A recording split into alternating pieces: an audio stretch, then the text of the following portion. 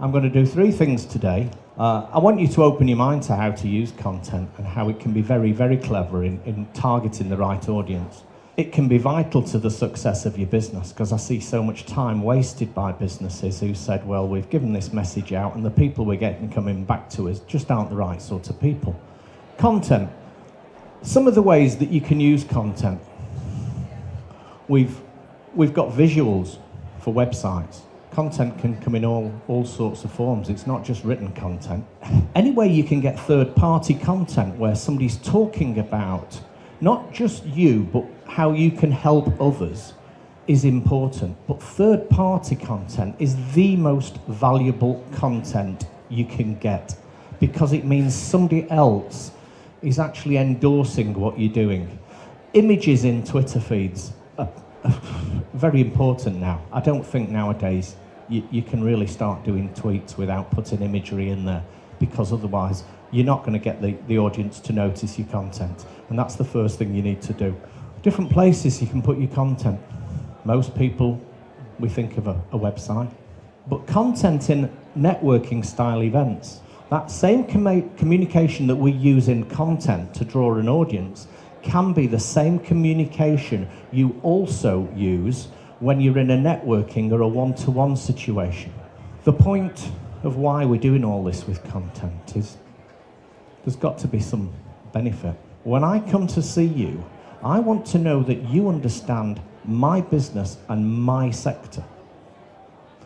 And only then, when I can trust that you know about my sector, do I want to know about your expertise, not before.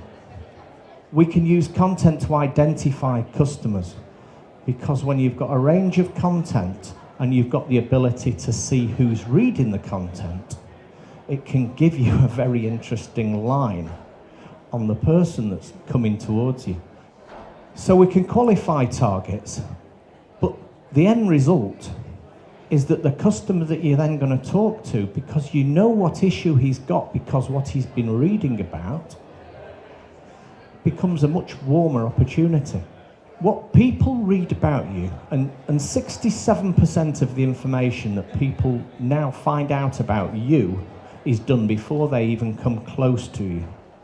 This is my slightly off-screen 6-step marketing strategy. And the word that's missing at the top, somebody I'm sure will have worked out, is facets. We start off at looking to where to find customers, because the second stage is when you know where your prospective clients are, we've got to attract them. And that's the content bit. Then you want to connect. You don't necessarily want to jump down the throat and make sales to them. In fact, the word sales does not come into this strategy, and there's a reason for that. But once you've connected, we want to educate that customer. You want to let them know the good things you can do without selling to them. At that point, when you know what they've responded to, the target is self-qualifying themselves. You sort of learn what it is they like. When you've got a qualified target, you can set up a meeting with them. That is not, as I say, the word sales, because by the time they've indicated to you what they are interested in, you can pick up the phone to them on a very warm conversation, because you've now been, in effect, communicating with them for several weeks, if not longer. This is the track I would want you to follow. You've got to set your stage out before we start. I can put a super piece of content out, draw lots of people to it. If they click on it and then eventually get to your website because they think, I want to talk to you, if your website doesn't look as good as the content suggests you have an issue. That client's right off the cliff. I hope that was useful to you. It was only a tiny little touch on what we do. You should be paying me some money. But thank you very much.